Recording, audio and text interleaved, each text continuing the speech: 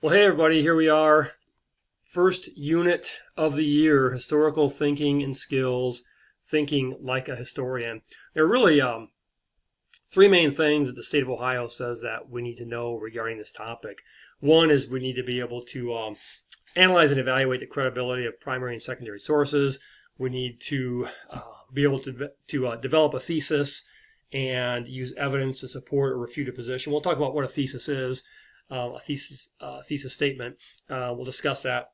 And then we need to be able to analyze the relationship between historical events, cause and effect, sequence and correlation, things like that. So let me just go over a few of the notes here that we went over in class.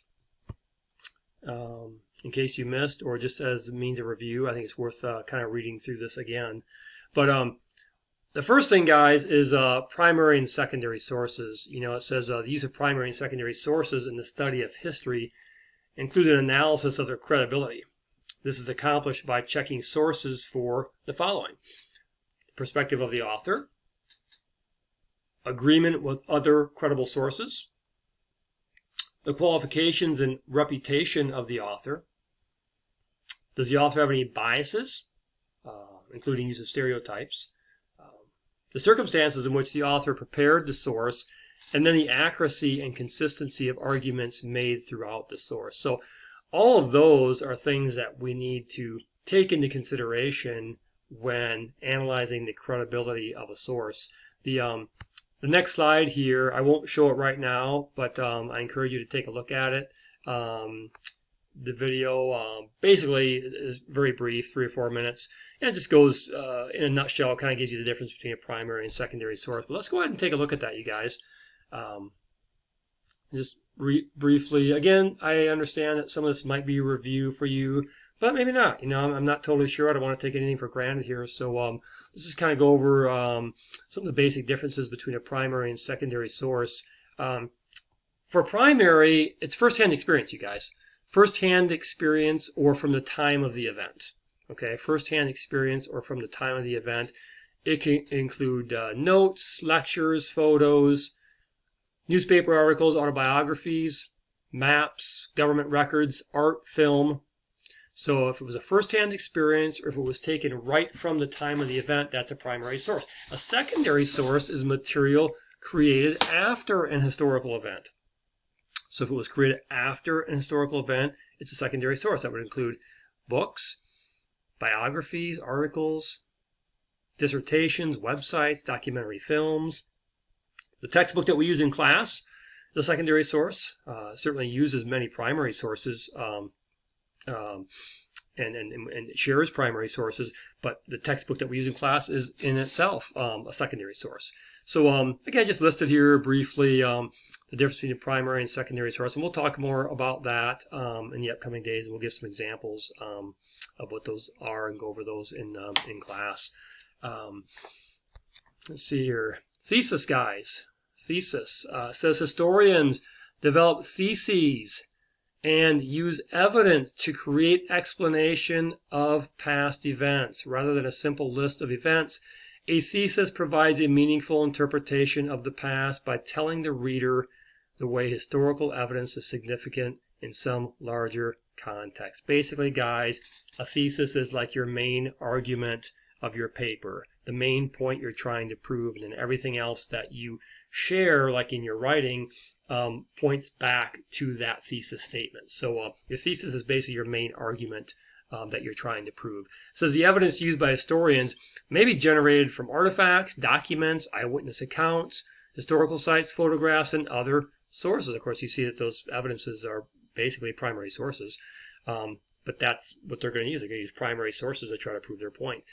Comparing and analyzing evidence from various sources enables historians to refine their explanation of past events. So historians cite their sources. They use the results of their research to support or refute assertions made by others. So they use primary resources then to prove their initial thesis or main argument or point they're trying to make. And lastly, let's look at analyzing causal relationships. We need to have an understanding of how one event leads to another and how one event affects another. So here it says, when studying a historical event or person in history, historians analyze cause and effect relationships. For example, to understand the impact of the Great Migration, an analysis would include its causes and effects. An analysis also would include an examination of the sequence and correlation of events. How did one event lead to another? How did they relate to one another?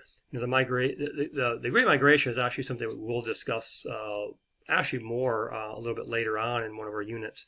But it was basically the migration, the internal migration of African Americans westward and northward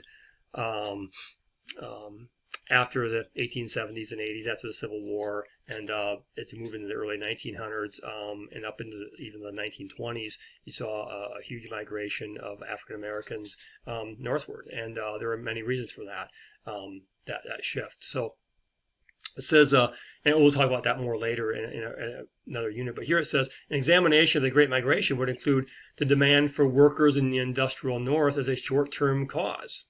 So a short-term cause of the Great Migration was that there were jobs. There were jobs in the North, and so African Americans moved northward for jobs. That would be like a short-term cause.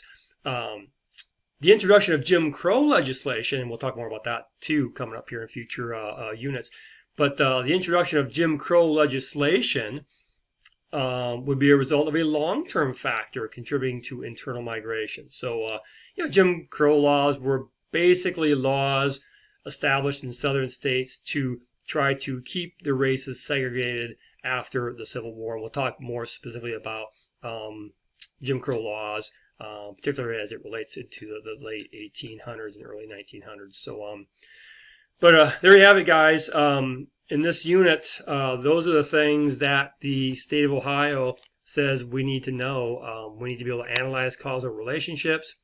We need to be able to write a thesis statement and use evidence to support our thesis. And then we need to be able to differentiate between primary and secondary sources. So what you're going to want to do is be checking the classroom assignment folder. We're going to have assignments on each one of these just as a point of review and practice. And then at the end of this mini unit, we will have a short quiz that will contain some multiple choice questions and some short answer response items as well. So, but that's the main ideas right here, guys. Primary sources, primary and secondary sources, thesis statements, what a thesis is, and then analyzing causal relationships. So there you have it.